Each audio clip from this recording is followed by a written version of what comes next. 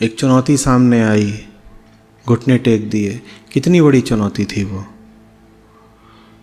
देख लीजिए कितनी बड़ी थी, पता चल जाएगा कि कितनी औकात है।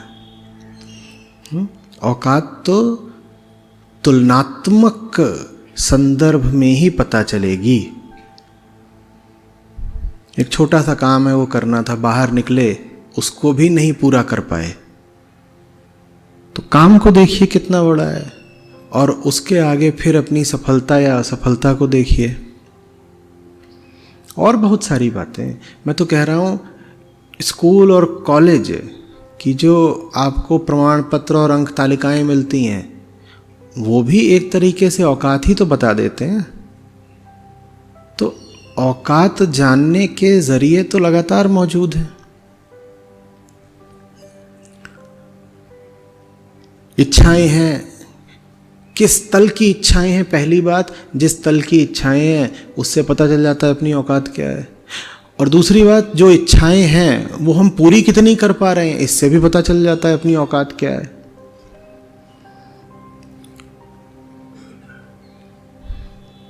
कोई छोटा सा निर्णय लिया था कि इस साल गर्मियों में फलानी जगह जरूर जाएंगे,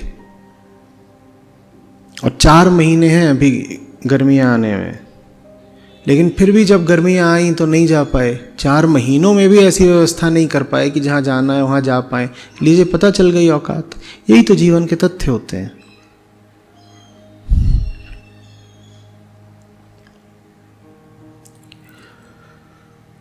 कोई आदमी आया, वो थोड़ी सहायता मांग रहा था, दी नहीं गई। स्वयं सहायता मांगने को तत्पर रहते हैं, लीजिए दिख गई औकात।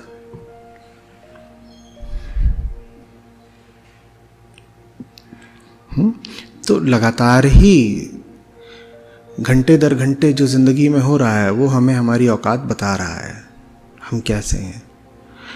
रही बात संभावना की, तो संभावना तो अनंत है। संभावना पर तो कोई सीमा लगाइए ही मत। जितना भी आप सोच सकते हैं, जितनी दूर आपकी कल्पना जा सकती है, उतनी है आपकी संभावना। बिल्कुल ना अपने आप को छोटा समझिए, न सीमित।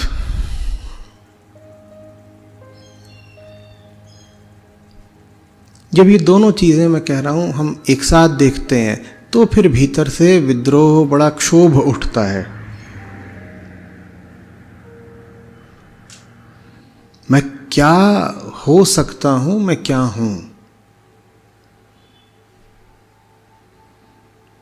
क्या होने को पैदा हुए थे और क्या बन के बैठ गए हैं। एकदम छोटी सी और टुच्ची जगह पर बैठ गए हैं, और लाज की बात यह कि लाज भी नहीं आती।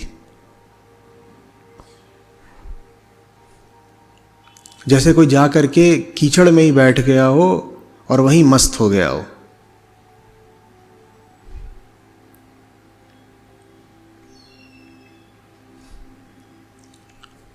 पशुओं में जानते हैं ना ऐसा कौन करता है।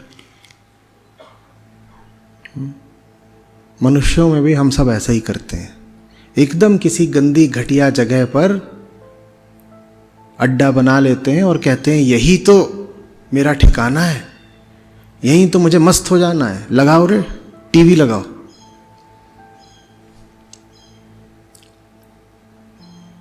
कीचड़ में टीवी चल रहा है, चल सकता है, बढ़िया है, मस्त है। जिस व्यक्ति का आप ऐसा हाल देखें कि कीचड़ में, दुर्गंध में भी संतुष्ट बैठा है, एकदम समझौता करे, जान लीजिए कि इसको ये दोनों ही बातें भूली हुई हैं, अपनी औकात भी, अपनी संभावना भी। अपनी औकात को ये बहुत ऊंचा करके आंक रहा है और अपनी संभावना को बहुत गिरा कर देख रहा है। तो वो जो अंतर होना चाहिए था, जो अंतर विद्रोह की आग भड़काता है, वो अंतर है ही नहीं। आपके भीतर से आग तब उठती है जब आपको अपनी औकात गिरी हुई और संभावना बहुत ऊंची दिखाई देती है। तब अपनी औकात और संभावना के अंतर को पाटने के लिए आप उद्यमशील हो जाते हैं। आप कहते हैं ये तो अन्याय हो रहा है, क्या मैं हो सकता हूं, क्या मैं हूं, और ये अंतर मैं पाट दूंगा। तब जाकर के आदमी कुछ करता है। लेकिन अपनी गिरी औकात को मैं उठा करके नापूं जैसा सब करते हैं। नहीं साहब, हम छोटे आदमी थोड़े ही हैं, हम बहुत सही आदमी हैं। गिरी हुई औकात है, उसको इतना उठा के नाप रहे हैं। और ऊंची से ऊंची जो संभावना हो सकती है जीवन की, उसको गिरा लिया है। कह रहे नहीं, बहुत आगे तो देखिए जाया नहीं जा सकता, आजकल हालात ठीक नहीं है।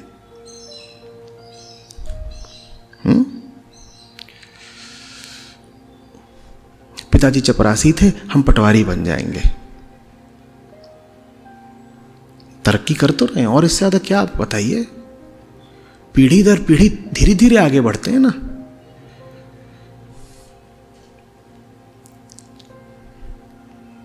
अब अपने बेटे को हम दे रहे हैं, परीक्षा दिलवा रहे हैं सब इंस्पेक्टर की।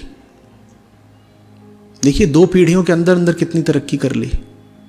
ये तुमने क्या किया, अपनी औकात का, अपनी संभावना का गिरा ली। ये झूठा संतोष है। आध्यात्मिक संतोष बिल्कुल दूसरी बात होती है। ये बहुत झूठा संतोष है। हमें तो गहरा असंतोष चाहिए, और गहरा असंतोष इस अंतर को ईमानदारी से जानने से ही पैदा होगा, औकात और संभावना के अंतर को। असंतोष लेकिन दुखदाई होता है। असंतोष अशांत करता है, और हमको चाहिए होती है शांति। ज्यादातर लोग अध्यात्म में भी आते हैं शांति के लिए, तो हम झूठी शांति खरीद लेते हैं। यही हमारी नियति है। समझ में आ रही है बात?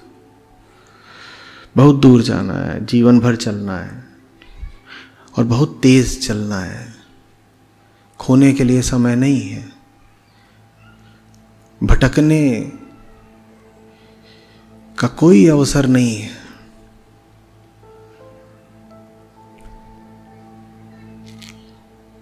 जाना है दूर मुसाफिर, अधिक नींद क्यों सोए रे। समझ में आ रही है बात? कुछ भी ऐसा नहीं करना है जो मेरी गति को मंद कर दे। कुछ भी ऐसा नहीं करना है जो मेरी ऊर्जा को क्षीण कर दे।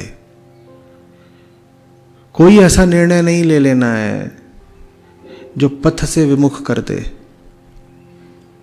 अब यहां से क्रोध की बात पर आ जाते हैं। क्रोध बहुत अच्छा है अगर वो आपको और त्वरा से आगे बढ़ाता है। खूब करिए क्रोध। ऊर्जा का एक विस्फोट है क्रोध। विरोध की आग है क्रोध। प्रश्न यह है कि किसका विरोध कर रहे हो। प्रश्न यह है कि वो ऊर्जा किस दिशा में जा रही है। क्रोध नहीं बुरा है, मूर्खता बुरी है।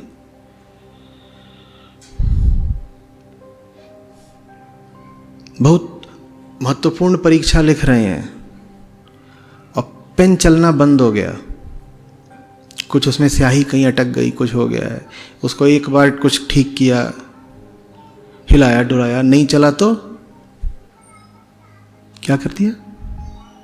पटक के तोड़ ही दिया क्रोध के मारे। ये तुम्हारा क्रोध तो आत्मघाती हो गया ना, नहीं हो गया? क्रोध आपको आपके लक्ष्य की तरफ उछाल के भेजता हो, रॉकेट बना देता है वो आपको, तो शुभ है ऐसा क्रोध। लेकिन हमारा क्रोध ऐसा नहीं होता, इसलिए क्रोध को बुरा बताया गया है। आप जब भी क्रोध करेंगे आप अपना ही नुकसान करेंगे। होते होंगे कोई दूसरे जिन्हें सार्थक क्रोध करना आता था,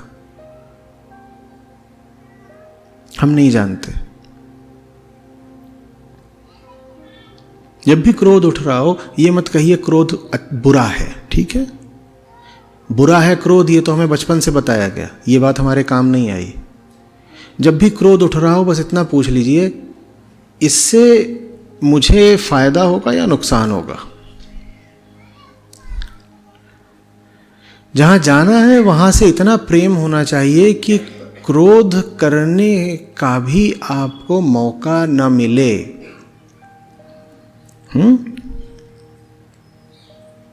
आपका कोई प्रिय गंभीर हालत में है अस्पताल में और आप उसकी ओर तेजी से जा रही हैं अपनी गाड़ी लेकर, और रास्ते में आपकी गाड़ी को आकर पीछे से कोई टक्कर मार देता है, आप क्या करेंगी? गाड़ी रोक देंगी, गाड़ी से उतर जाएंगी, झगड़ा करेंगी, उसको थप्पड़ मारेंगी? क्या करेंगी? क्या करेंगे? क्या करेंगे? आगे बढ़ जाएंगे। प्रेम है जो क्रोध को पीछे छोड़ सकता है। क्रोध प्रेम के काम आता हो ऐसा बहुत कम होता है। बहुधा क्रोध हमारा ऐसा ही होता है जो हमारे प्रेम को ही असफल कर दे।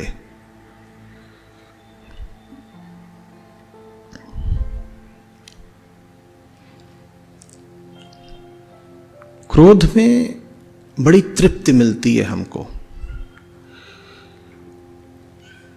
क्रोध हमको बताता है कि हम सही हैं, कहीं और कोई है जो गलत है। किसी के विरुद्ध आता है ना क्रोध। क्रोध के पीछे धारणा तो यही होती है ना, मैं सही हूं, सामने वाला गलत है, इसलिए मैं क्रोध करने का हकदार हुआ। आप कैसे सही हैं अगर आपका क्रोध आपका ही नुकसान कर रहा है? मुझे बताइए। क्रोध में मूल धारणा यह होती है कि मैं सही हूं, कोई और गलत है। आप कैसे सही हैं अगर क्रोध आपका ही नुकसान कर रहा है? तो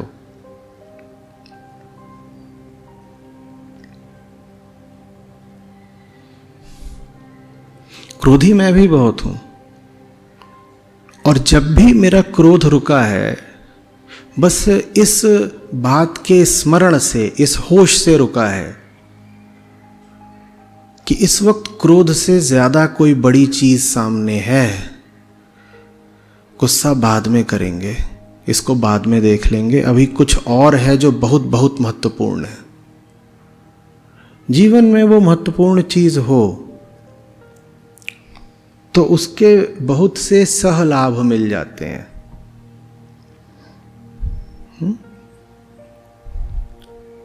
साइड बेनिफिट्स। क्रोध से छुटकारा उन सहलाभों में से एक है। बहुत जोर का गुस्सा उठ रहा है और बिल्कुल ऐसा प्रतीत हो रहा है कि किसी और का दोष है और उसको दंड मिलना चाहिए, मिलना ही चाहिए। गहरी सांस लीजिए और ये बोलिए बाद में। क्या? बाद। उसको भी बोल दीजिए, माफ नहीं किया है, बस बाद में। बाद में आता ही नहीं कभी, ठीक है?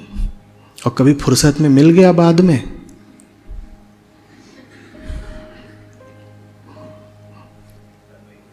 तो फिर कोई बात नहीं। पर इतना जरूर करिए कि अपने गुस्से को अपना ही नुकसान मत करने दीजिए, ठीक है? जो चीज कीमती है जीवन में उसको पूरी तरह याद रखिए। गुस्सा इतना बड़ा नहीं, भड़ास निकालना इतनी बड़ी बात नहीं कि उसकी खातिर अपने प्यारे लक्ष्य की कुर्बानी दे दी जाए। गुस्सा बाद में देखेंगे, अभी कुछ और जरूरी है।